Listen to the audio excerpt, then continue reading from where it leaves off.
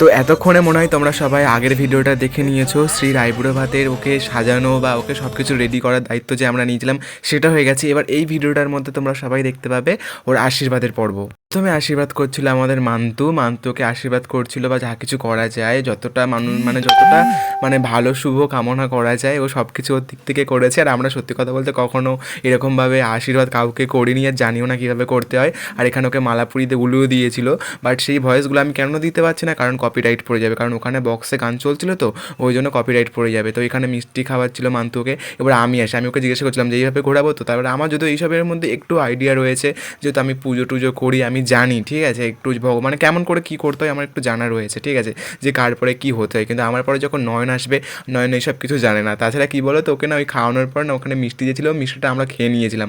ওকে যে গালে দেবো আমার মনেই ছিল না। তারপরে এক ধারে একটু একদম একটুখানি ছিল, তো সেখান থেকে আমি ওকে দিয়েছি।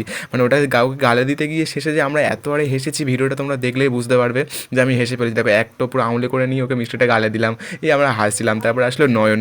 দেখ আমার বরণ করাটা তাও তো একটু সুন্দর ছিল। এবার এ বরণ করছে দেখো, কোনো দিন করেনি না, কোনো আইডিয়াও নেই, জানা নেই। তাও আর প্রদীপটা কেমনভাবে ঘোরাবে শুধু তোমরা ভিডিওটার মধ্যে দেখবে আর এনজয় করবে। আশা করছি তোমাদের সবার ভালো লাগবে ওর বরণ করাটা দেখে, ঠিক আছে। বরণ করাটা তো সেরকম লেভেলের করবে, কারণ কখনো করেনি, জানা নেই। আর তাছাড়া না ও আমাদের গ্রুপে নতুন, ও আগে কোনো দিন আমাদের গ্রুপেতে আসেনি বা আমাদের সাথে দেখো প্রণামও করে নিল আবার, ঠিক আছে। আর প্রদীপটা কেমন করে ঘোরাবে দেখো। হ্যাঁ, যেটা বলছিলাম, ও হচ্ছে আমাদের গ্রুপে নতুন এসছে, কিন্তু এসে এতটা মজা পেয়ে গেছে আমাদের গ্রুপে এসে, গ্রুপ থেকে আর বেরোবে না। তো নেক্সট পার্ট নিয়ে খুব তাড়াতাড়ি আসবো তোমাদের সবার সামনে।